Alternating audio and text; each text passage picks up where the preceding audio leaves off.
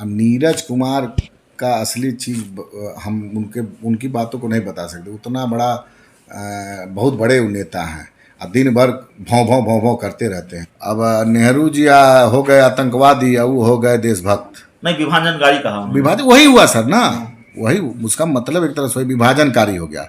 बड़ा अपने आप को मतलब क्या बताएं कि महसूस 2016 में मैं भी बिहार विधानसभा का सदस्य था। मैं भी सदन में कसम खाया था, मैंने ऐसी शराबबंदी अगर मुझे पता होता तो मैं उस कसम से बाहर रहता। नमस्कार, आप देख रहे हैं धा न्यूज और मैं हूं अभिषेक मिश्रा। इस वक्त हम बात करेंगे लोक जनशक्ति पार्टी रामविलास के प्रदेश अध्यक्ष राजू तिवारी सर से और कई चीज़ों पर बातचीत करेंगे। कुछ राजनीतिक सवाल भी होंगे, लेकिन शुरुआत शराबबंदी से, क्योंकि एक तो शराबबंदी को लेकर बयान आया है सत्ताधारी पार्टी जेडीयू की तरफ से, और दूसरा यह कि जो लोक जनशक्ति पार्टी रामविलास है और उसके मुखिया, उसके सुप्रीमो चिराग पासवान हैं, वो इसको लेकर, शराबबंदी को लेकर सीएम नीतीश कुमार को लगातार घेर रहे हैं। तो सर, बयान से ही शुरू करेंगे, शराबबंदी से ही शुरू करेंगे। बयान आया है रालोसपा, माफ़ कीजिएगा, जेडीयू संसदीय बोर्ड के अध्यक्ष हैं उपेंद्र कुशवाहा जी। उन्होंने कहा है कि बिहार का जो शराबबंदी मिशन है या नीतीश कुमार का जो शराबबंदी मिशन है उसको बिहार की पुलिस फेल कर रही है। 80% पुलिस वाले फेल करने में लगे हुए हैं। ये हो ही नहीं सकता कि बिना पुलिस की मर्जी के शराब बिके। अब तो सत्ताधारी पार्टी के जो संसदीय बोर्ड के अध्यक्ष हैं उनकी तरफ से ये बयान आया है। तो नीतीश कुमार को इसमें देखना चाहिए ना, उनके संसदीय बोर्ड के राष्ट्रीय अध्यक्ष हैं, उनको शर्म करना चाहिए, इस पे उनको अमल करना चाहिए, उनको अपनी जिम्मेदारी देखते हुए उनको इस्तीफा दे देना चाहिए। कितना बेगुनाह लोग मर गए, आप गए थे ना, देखे ना, शराबबंदी हुआ उस गांव में कितने बच्चों को 6-6 महीने के बच्चे घर के बाहर हैं और उसके घर को लॉक कर दिया गया, सील कर दिया गया है। देखे क्या स्थिति है, जाड़े के दिन में बाहर तड़प तड़प के लोग थे हैं। तो ऐसी परिस्थिति में बिहार के मुख्यमंत्री का भी जिम्मेदारी है, अगर उस गांव के लोगों का घर में सील कर दिया जाता तो ये कानी मार्ग भी सील होना चाहिए। एक बेस आप देखें वहाँ पर किसी को कोई मदद मिला है? मैक्सिमम 30 साल 40 साल तक के लोग मर गए हैं। 6-6 महीने के बच्चे गोद में है उस महिला के, क्या कसूर है उस बच्चे का, क्या कसूर उस महिला का? ठीक है, शराबबंदी है, वो पिया, तो आपके राज्य में बिक रहा है तब ना पिया, वो दोषी है तो आप भी तो दोषी हैं। तो थाना प्रभारी को सस्पेंड करने से, फिर 2 महीना बाद उसको मलाईदार पोस्टिंग दे देने से यही तो काम हो रहा है नीतीश कुमार के शासन में। नीतीश कुमार शराबबंदी, मैं तो बड़ा अपने आप को मतलब क्या बताएं कि महसूस 2016 में मैं भी बिहार विधानसभा का सदस्य था। मैं भी सदन में कसम खाया था, मैंने ऐसी शराबबंदी अगर मुझे पता होता तो मैं उस कसम से बाहर रहता। कम से कम इतने लोग मरे हैं उसका तो हम लोग को दोष के भागी नहीं होते। हम लोग कल्पना किए थे कि शराबबंदी होगी तो बढ़िया से यहाँ का उससे बहुत कुछ लाभ होगा। स्वाभाविक है, शराबबंदी के समर्थन में हम लोग हैं, उससे लाभ होगा। लेकिन इस तरह के शराबबंदी, आप कहीं जाइए बोलिएगा शराबबंदी है बिहार में, तो लोग मजाक के रूप में ले रहे हैं। क्या बात कर रहे हैं, शराबबंदी है? अरे अब तो घर में होम डिलीवरी हो रहा है। कोई ऐसा व्यक्ति है, आप लोग भी मीडिया से जुड़े हुए साथी हैं, कहीं जाइएगा कहिएगा बिहार में शराबबंदी है तो उसको मजाक के रूप में कह रहे हैं, नहीं कर रहे हैं। नीतीश कुमार का शासन प्रशासन, मैं तो यहाँ तक कहूँगा नीतीश कुमार के छुटभइये नेता इस व्यवसाय से जुड़ गए हैं। सत्ता के संरक्षण में बेरोजगारी जो चरम पे है, इसका भरपूर लाभ शासन प्रशासन और छुटभइया नेता जदयू के लेकर के शराब का कारोबार कर रहे हैं। और जहरीली शराब का बाहर से आ रहा है, स्प्रिट वगैरह जो भी आता है, जिससे पीने से आए दिन हर जिला में दर्जनों लोगों की मौत हो रही है। 1-2 राजनीतिक सवाल। आप बिहार के प्रदेश अध्यक्ष हैं, सवाल यूपी को लेकर है। यूपी के प्रदेश अध्यक्ष अभी हमारे लिए सुलभ नहीं है, इसलिए लालच यह है कि शायद वो जवाब आपसे मिल जाए।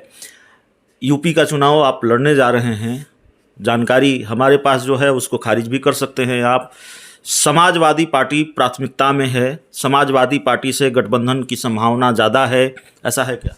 देखिए, हमारे नेता कल के प्रेस कॉन्फ्रेंस में स्पष्ट कर चुके हैं। हमारे यूपी के जो प्रदेश अध्यक्ष हैं, वहाँ की जो हमारी प्रदेश कमेटी है, वो को राष्ट्रीय अध्यक्ष ने जिम्मेदारी दी है कि आप किस पार्टी से हमको समझौता करना है, किससे समझौता नहीं करना है, वो लोग अपना खाका तैयार करके हमारे राष्ट्रीय पार्लियामेंट्री बोर्ड को देंगे और उसके बाद हमारे राष्ट्रीय अध्यक्ष जिसमें निर्णय करें। हालांकि राष्ट्रीय अध्यक्ष हमारे 4 दिन के लिए यूपी दौरे पे हैं। चुनाव तो लड़ना है, लेकिन किससे लड़ना है इसका अभी मैं स्पष्ट रूप से कोई बात नहीं बता सकता हूँ। जल्द ही बात हो रही है, बहुत सारी छोटी पार्टियों से बात हो रही है और बात होगी तो स्वाभाविक है। चुनाव से पहले तो घोषणा करना होगा ना किसके गठबंधन से हम लड़ रहे हैं। बिहार के कई राजनीतिक दल भी जाहिर तौर पर यूपी का चुनाव लड़ने जा रहे हैं। बिहार के किसी राजनीतिक दल के साथ यूपी में गठबंधन होगा? देखिए, अभी हम लोग उपचुनाव लड़े हैं जी। हम लोग का जब नॉमिनेशन चालू हो गया उसके 3 दिन बाद हम लोग का सिंबल मिला। हम लोग मजबूती से चुनाव लड़े। ठीक है, हम लोग अपने प्रदर्शन से खुश नहीं हैं, लेकिन एक राष्ट्रीय पार्टी से ज़्यादा मत हमको मिला है। आप एक चीज़ बताइए कि 1995 जब नीतीश कुमार जी चुनाव लड़े थे अकेले, तो मैं करीब 3 दर्जन ऐसी, उसमें बिहार झारखंड एक था, 3 दर्जन ऐसी सीट को मैं आपको बता दूंगा जहां उनके कैंडिडेट 1000-1500 वोट पाए थे। तो अभी तो क्या है, बैसाखी पे हैं, उनको तो जनता बिहार की रिजेक्ट कर दिया ना। उसके बावजूद भी आज वो सत्ता की मलाई खा रहे हैं।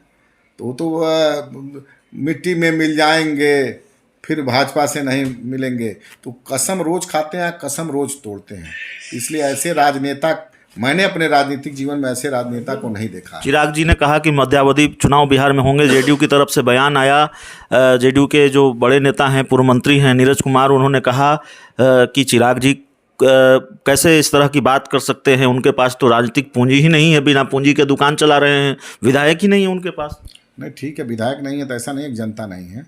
और नीरज कुमार का असली चीज़ हम उनकी बातों को नहीं बता सकते। उतना बड़ा बहुत बड़े नेता हैं और दिन भर भौं भौं भौं भौं करते रहते हैं।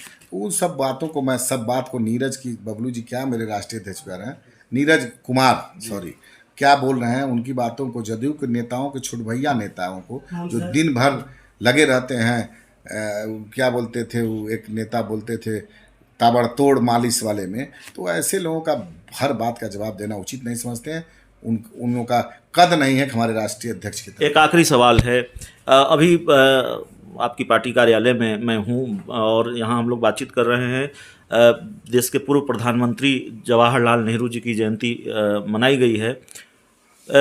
एक बयान आया है जेडीयू एमएलसी खालिद अनवर की तरफ से, और कल हमारी उनसे बातचीत भी हो रही थी तो दोबारा उन्होंने कहा, नेहरू जी को विभाजनकारी कहा और ये कहा कि उनकी वजह से विभाजन में उनकी बड़ी भूमिका रही है और जिन्ना बड़े स्वाधीनता सेनानी थे। तो जदयू लोगों का यही तो है, जदयू के नेताओं का और जदयू के लोगों का यही है दोहरी जबान।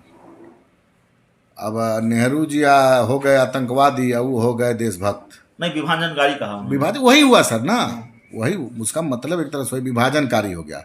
और उनको बड़े फ्रीडम फाइटर मानते हैं अगली लाइन के, और देश को तोड़ करके कहाँ पहुँचा दिए उसके लिए दोषी नहीं मानते हैं।